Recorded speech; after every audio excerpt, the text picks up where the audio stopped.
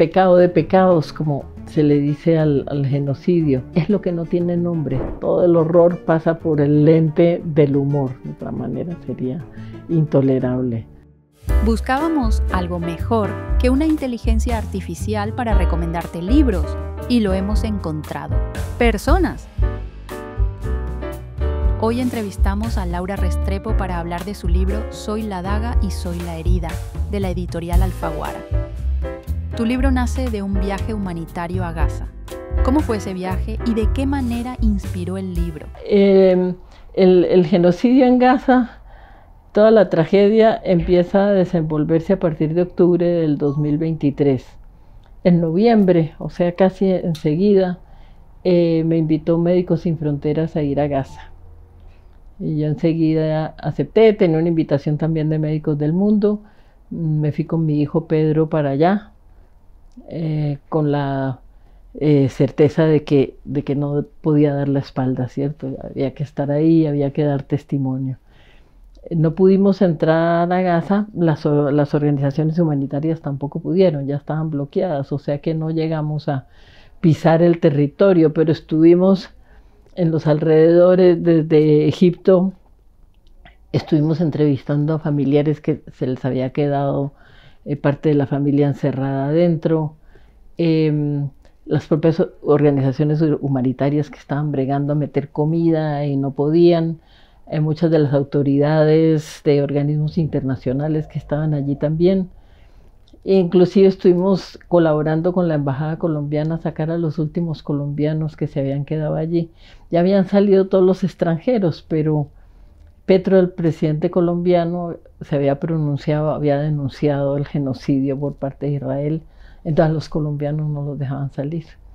Así que fue una labor compleja, pero bueno, se logró sacar a los últimos que estaban allí.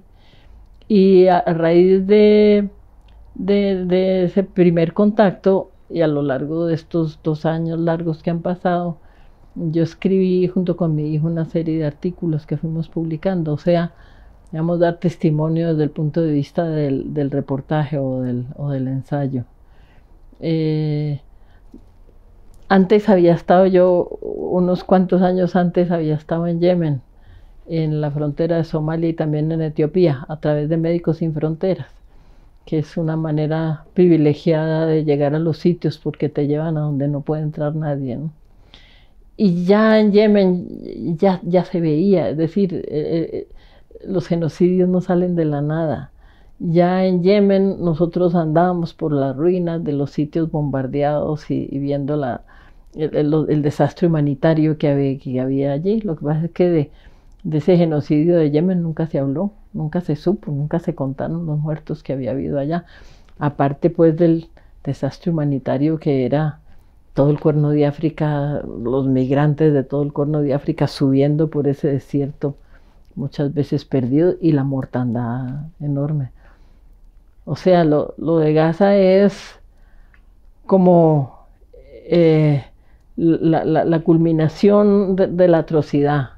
Pues no quiere decir que sea la única. Este método de los poderes absolutos de utilizar la muerte como primer recurso, pasando por encima de cualquier normatividad que haya podido tener la humanidad en cuanto a la empatía, el respeto por la vida, el tratar de neutralizar una noción supremacista de una raza que puede disponer de las demás, quitarles, matarlas, borrarlas.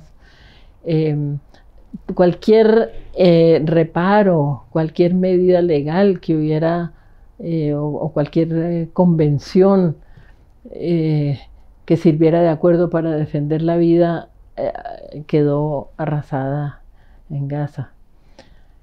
Este libro, Soy la daga y soy la herida, aparece pues, después de que había escrito yo una serie de artículos a raíz de la pregunta, Guillermo, de ¿se puede hacer desde la ficción, se puede narrar el desastre? Cuando estaba en los albores de la Segunda Guerra Mundial, un filósofo, Maurice Blanchot, se hace una pregunta interesante. Él pregunta cómo se narra el desastre. Yo creo que es una pregunta que podemos hacernos hoy en día también. Pienso que tenemos un doble desastre que tiene a la humanidad arrinconada, una tenaza. Por un lado el ecocidio, es decir, que estamos liquidando el único hábitat que tenemos de manera inclemente, sin pensarlo dos veces, como si el Armagedón fuera inevitable y lo asumiéramos como tal. Y por otro lado el genocidio, es decir, el irrespeto total de la vida y la condena a muerte a priori, no solo de individuos, sino de pueblos enteros. Entonces, ¿cómo narrar el desastre? Evidentemente los fotógrafos, los reporteros, los ensayistas, porque yo creo que la humanidad hace muchas décadas no era tan lúcida como es hoy en día. Es como si Gaza hubiera despertado todas las alertas y hubiera puesto a la humanidad a pensar, a repensarse ante la gran pregunta: ¿cómo contar esto que está pasando? A ver si de alguna manera puede surgir una rebeldía que impida que el desenlace sea necesariamente fatídico. Si te interesan los libros, suscríbete a nuestra newsletter en librotea.com. ¿Cómo transformaste esas ideas en un libro tan alegórico? ¿Por qué elegiste no hacer un libro realista? El detonante es un graffiti que vi así al pasar por una calle en Ciudad de México, muy escueto y al mismo tiempo que me erizó la piel porque era un llamado muy directo. Un grafiti que decía: Gaza, digo tu nombre. Era un llamado a eso, a decir su nombre, a no callar, a que a lo propio no fuera tapado, minimizado, borrado con ese otro propio que es el silencio, ¿cierto? La mentira oficial, el silencio. ¿Cómo dices el nombre de Gaza? A través de la ficción, o sea, no necesariamente diciéndolo, sino dando un rodeo para evocarlo y también dando lugar a lo que es una Gaza global. Yo soy colombiana, no hemos tenido un genocidio tan atroz y total como es el de Gaza, pero sí hemos tenido montones de masacres. Es decir, nosotros convivimos con ese sistema de muerte aplicado de manera bastante regular. O sea, para nosotros los latinoamericanos, como para los africanos y para otra gente que no pertenece al llamado primer mundo, no es solamente un asunto de empatía con un pueblo hermano, sino también una defensa propia, porque sabemos que nos han ido aplicando el método y hay pues como la decisión públicamente anunciada por parte de un poder como el de Trump de aplicarlo a quien le moleste, ¿cierto? La muerte será la fórmula. Bueno, entonces soy la daga y soy la herida. ¿Quién lo contaba? Yo tenía un personaje en un libro que se llama Pecado, de relatos. Había un personaje que era la figura del verdugo.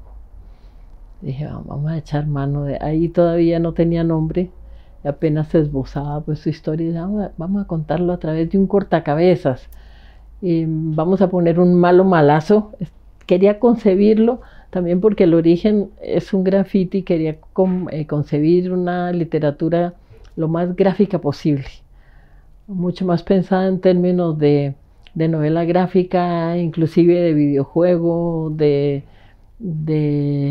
cómics, si tú quieres, que de la propia novela, que yo sentía la novela tradicional o convencional demasiado pudorosa para contar lo que está pasando, ¿cierto? Con miedo de hablar de la muerte, miedo de hablar de la sangre, miedo de desagradar. No pasa con la novela gráfica. La novela gráfica tiene un desparpajo enorme para aludir a las situaciones humanas límites. Entonces, bueno, vamos a poner un malo malazo, que es Abismo.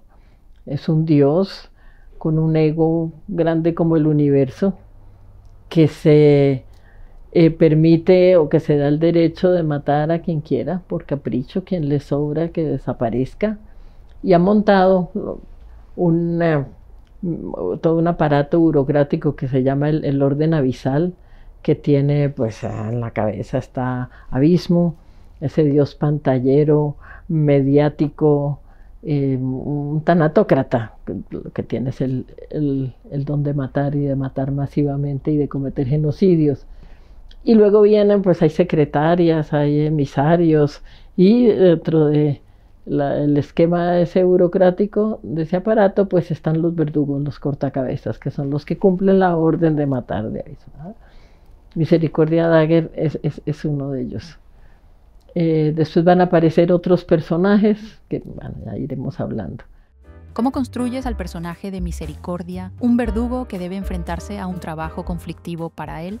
Misericordia Dagger es el protagonista, pero además es el narrador. Es un verdugo ilustrado, él no es cualquier matón, él se da sus aires, es muy pedante.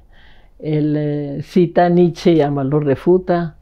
Está lleno de frases, contrapone al Let It Be de los Beatles, le contrapone el Let It Bleed de los Rollings, ve películas de Bertolucci. Eso lo hace bastante payaso, ¿me entiendes? Porque un verdugo ilustrado es como un contrasentido. Y al mismo tiempo yo creo que esa capa de cultura callejera que él tiene va a ser un resquicio por donde se va a colar una posibilidad de rebeldía por parte de Misericordia.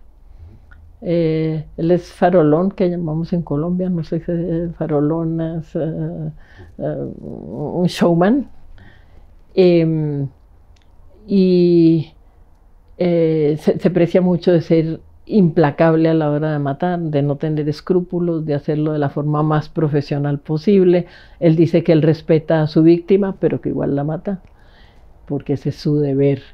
Y sometido pues a la obediencia debida, ¿cierto? Él cumple sin pensarlo dos veces las órdenes de abismo, no pregunta por qué, ni quién, ni qué hizo, sino que le dan la orden y él la cumple. Sin embargo, a pesar de que es tan monstruoso el oficio de Misericordia y la novela es en ese sentido una novela que mira la cara al terror, Misericordia tiene también sus pretensiones literarias. Entonces hay un juego de metaliteratura en el libro, porque él dice, mi relato y mi vida va a dar lugar a un género literario que se llama brutal noir. Y la reflexión de él es elemental. Si la novela de crimen es noir, negra, pues la novela de genocidio debe ser brutal noir. Dice, el relato será brutal noir. Y él empieza a poner las pautas de su relato. El primero sería la mezcla de horror y humor. O sea, todo el horror pasa por el lente del humor, de otra manera sería intolerable. Y siguiendo pues la pauta que da Misericordia Dagger, yo me propuse contar cosas terribles y hacer que el lector se ría. La risa como elemento de rebelión, como un principio de desacato del poder, de posibilidad de sobreponerse a la impotencia que sentimos. Podemos burlarnos del ego gigantesco de esos tanatócratas. Ese es su talón de Aquiles, por ahí podemos entrar. Entonces la novela reta al lector, primero mostrándole de frente un escenario de terror, un escenario de exterminio, un escenario donde está ocurriendo una masacre, y que al mismo tiempo se riera. Y pintarle a este personaje que es un cortacabezas, armado de un hacha, con todo un ritual fetichista, con sus propias armas, un poco a lo Mishima, con las dagas estas japonesas, los sables, muy pagado él de su vocabulario florido, de su pinta al Gardel con el pelo templado hacia atrás, vestido de negro, pero al mismo tiempo pues, como esta pátina de cultura que lo lleva a actuar por fuera del verdugo promedio. Yo te diría que de todas maneras esta novela, mucho más que una novela de terror, es una novela de amor, porque a Misericordia Dagger le sucede un encuentro casual en una esquina. Hay un semáforo en rojo, él sale de su casa la rutina de tomarse un café y comprar el periódico, y en una esquina se encuentra con otro de los personajes así casi como de cómics que hay en la novela, que es Dix. Dix es una campeona de natación, una joven bellísima, atlética, pero está enferma, tiene epilepsia, lo cual le impide nadar. Misericordia la ve y sabe que esa es su perdición, porque el que siempre se ha considerado un hombre sin corazón, de pronto hay algo dentro de él que se reblandece. Y bueno, la fascinación por la belleza y por la juventud. Él es demasiado ascético para ser un viejo verde, pero siente ternura hacia esa muchacha enferma. Y se da la casualidad, que es como el nudo de la novela, de que Misericordia Dagger ha recibido la orden de Abismo de matar a la abuela de Dix. Y Dix no solo está enferma, sino que además es huérfana. Entonces, si Misericordia mata a su abuela, la muchacha va a quedar desprotegida. Y ahí se le empieza a Misericordia Dagger a desbarajustar todo su esquema de matón implacable y profesional a ultranza. Y empieza a tener la única duda que no puede tener un verdugo, que es matar o no matar. Él sabe que desobedecer Abismo no matando implica su inmolación, es decir, ese acto de rebeldía es a costa de la propia muerte. Y la novela se desenvuelve en ese dilema de Misericordia, que nos plantea también a nosotros como espectadores de esa historia ese dilema. ¿Es posible rebelarse en medio de la impotencia de los que no tenemos mando, que contemplamos horrorizados con vergüenza de nosotros mismos por no poder hacer nada, lo que es la atrocidad de un genocidio? ¿Es posible algún tipo de rebelión? Entonces, las páginas de la novela, no vamos a hacer un spoiler, pero Misericordia se desenvuelve entre la necesidad de proteger a Dix y la necesidad de obedecer la orden de Abismo. ¿Ser testigos de tantas atrocidades nos puede haber llevado a ser más insensibles ante ellas? Yo creo que tienes toda la razón. Por un lado, porque el exceso de información tiene un efecto doble. Por un lado, nos pone al tanto de lo que está ocurriendo. Te mencionaba lo de Yemen. En Yemen hubo una masacre, seguramente un genocidio también, no supimos. Allí no había cámaras, allí no hubo periodistas, nunca se supo. Entonces hoy aparecen los hutis y entonces son unos terroristas, pero nadie sabe ni por qué aparecieron, ni por qué están ahí, ni dónde salieron. Entonces, por un lado, hay información que nos permite la toma de conciencia, pero por otro lado, como dices tú, la información, el raudal de información se vuelve parte de la cotidianidad y se neutraliza a sí mismo. Entonces, eso problema por un lado. Y por el otro, un problema, digamos, ya del lenguaje. El horror extremo, el horror absoluto, el pecado de pecados, como se le dice al genocidio, es lo que no tiene nombre, es decir, va más allá del lenguaje, rompe todos los moldes del lenguaje. Entonces se vuelve inasible para el común de los mortales. La sola palabra genocidio ya tiene una repercusión brutal, pero es difícil ir más allá porque el lenguaje se queda corto.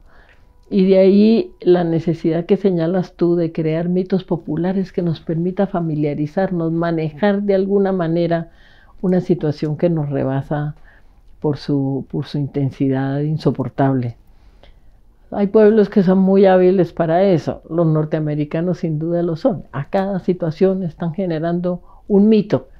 El problema es que son tan buenos y han sido tan buenos en difundirlo que estamos invadidos de sus mitos y eso nos ha impedido, yo creo, la creatividad para generar los propios.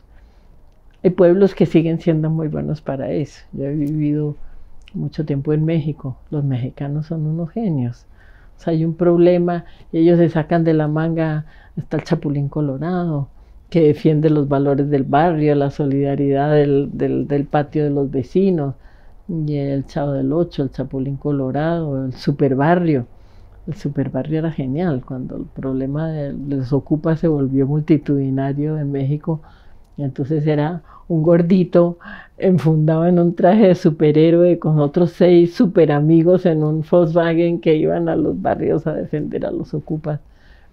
Los mexicanos han sido siempre habilísimos. La misma muerte, fíjate, que es una figura que en el siglo de oro estaba tan presente que un Quevedo podía decir polvo seremos, más polvo enamorado, y que hoy en día es como algo de esconder, de no tapar, hay que tener cuidado, esa novela es demasiado atroz, no te da miedo que sirva para difundir la criminalidad, como si lo atroz no estuviera más bien afuera, ¿cierto?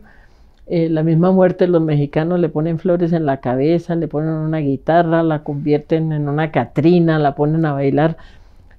Una habilidad de ir más allá del falso pudor y de enfrentar ese lado nuestro, que el 80% más de lo que somos descomposición, que somos muerte. Entonces, para eso los mitos populares yo creo que son indispensables. Y en ese sentido, yo creo que el gran maestro, para mí, el personaje o la entidad que más representa, en el terreno de la cultura, más representa esta situación terminal en la que está la humanidad, es Banksy. Creo que nos identificamos más que con cualquier novela con un graffiti de Banksy, por varias razones. Primero, el anonimato. El anonimato nos permite a todos estar ahí, nos representa a todos.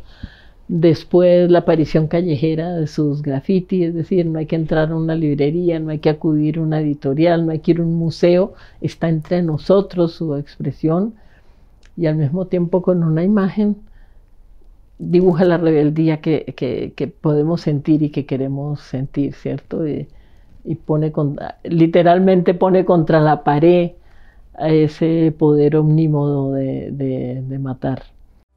Libros que recomienda la autora. Mira, te voy a hablar de los que estoy leyendo en este momento y que me encantaría como comunicarle mi entusiasmo a quienes nos ven y escuchan en este momento. Estoy leyendo el libro de Arundhati Roy, la gran escritora de la India. El libro se llama en español En mi tormento y mi refugio. En inglés tiene un nombre más de los Beatles, se llama Mother Mary Come to Me, como alusiona. Ella cita mucho a los Beatles en su libro.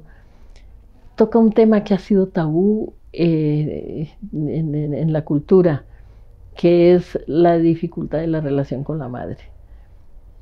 Según ella plantea, en la India la madre es una figura intocable, con características de deidad, ¿no? Hay culto a la madre. Yo creo que eso a nosotros no nos es ajeno. Tan es así que fíjate cómo en los cuentos de hadas y en la mitología popular, pero también en la literatura, cuando se quiere hablar de los aspectos perversos de la madre, que también los tiene, porque puede ejercer una autoridad a través de la manipulación. La madre puede ser mala, malosa, inclusive en medio de su bondad. Se ha recurrido a la figura de la madrastra, es decir, para no echarle las culpas, no tirarle directamente el agua sucia a la madre, se recurre a la figura, la mala es la madrastra, ¿cierto? En Blancanieves la perversa no es la madre, es la madrastra.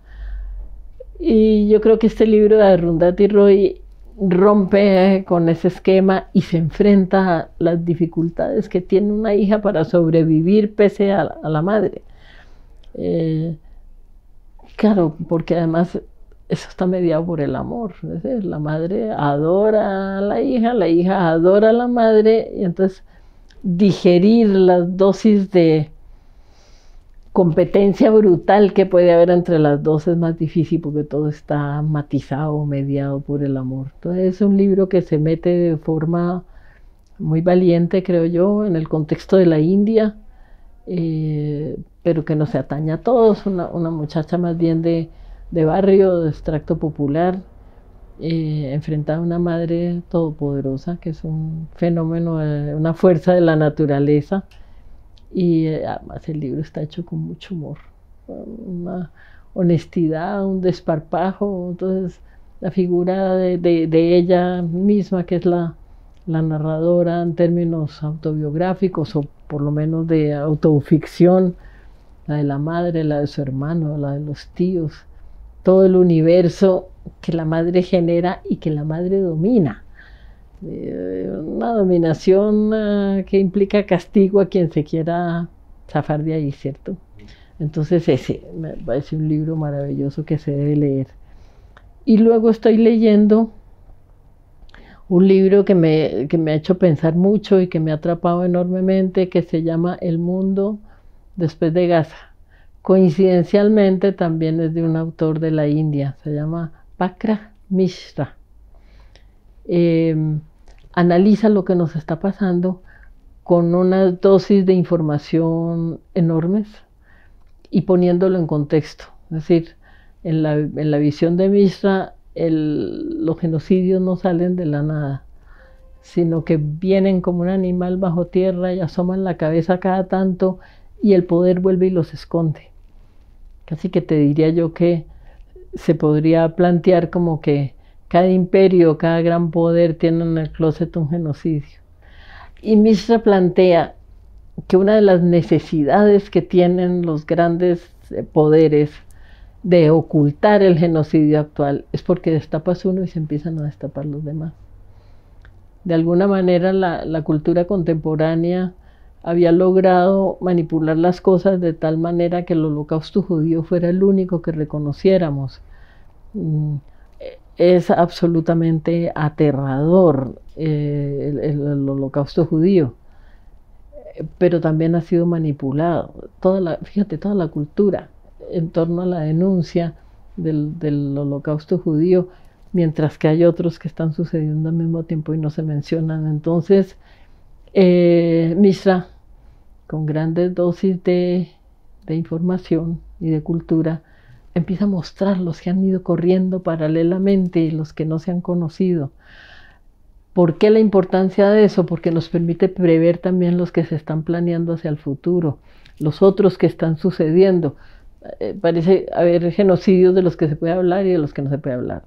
Del genocidio en Gaza no se puede hablar, pero en Sudán sí.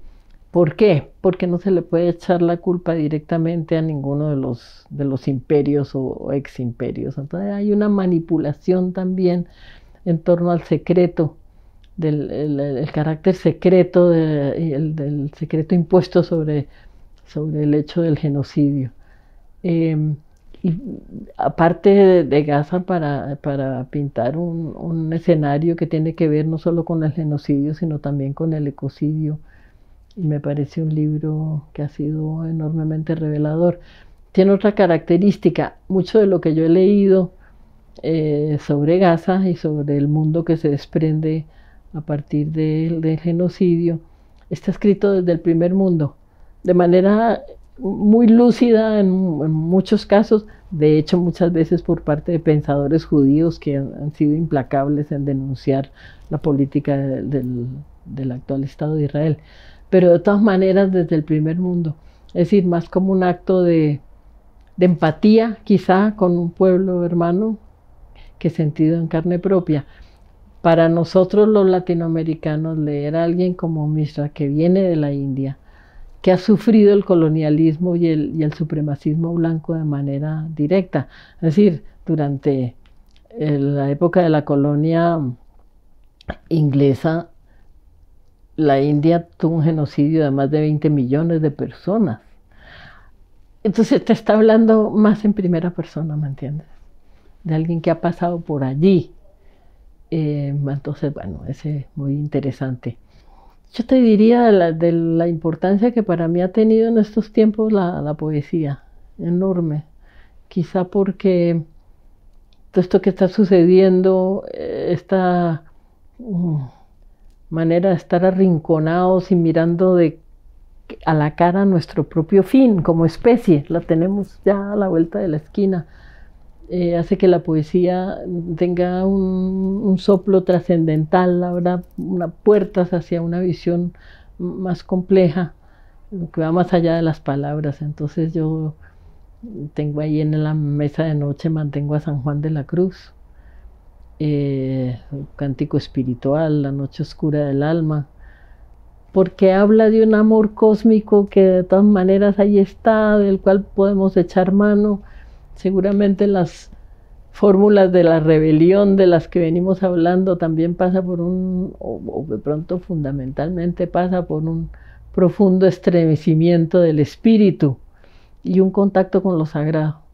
En su torpeza, Misericordia Dagger hace alusión, ¿cierto?, a la ritualidad que se pierde, la modernidad acaba con la ritualidad. Entonces, en términos pues mayúsculos y maestros, la lectura de un poeta como San Juan de la Cruz, quitémosle el san, digamos, pues yo no soy una persona religiosa, pero como Juan de la Cruz te pone en contacto con ese aliento de trascendencia que me parece indispensable para nosotros los habitantes de este planeta tan puesto en duda hoy en día.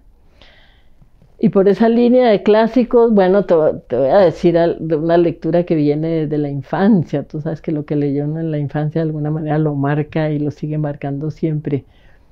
Hay que leer la Ilíada y la Odisea. Y hay que leerla una y otra vez. Estamos viviendo tiempos que también son épicos en la medida en que implican grandes batallas, desde el lado del poder y desde el lado del antipoder.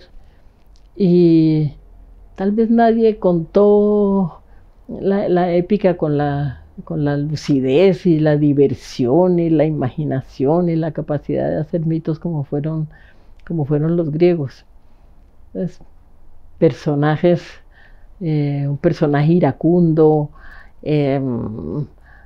irreverente, desconsiderado, motivado solo por pasiones, pero al mismo tiempo deslumbrante, como Aquiles está ahí en la Ilíada, un eterno buscador de la posibilidad del regreso al hogar, pese a las seducciones y a los terrores del camino, como Ulises está ahí también. Un gran favorito mío desde niña, que es Héctor, que tiene el valor de salir a defender a los suyos y defender a su ciudad, como Héctor, un vanidoso como es París.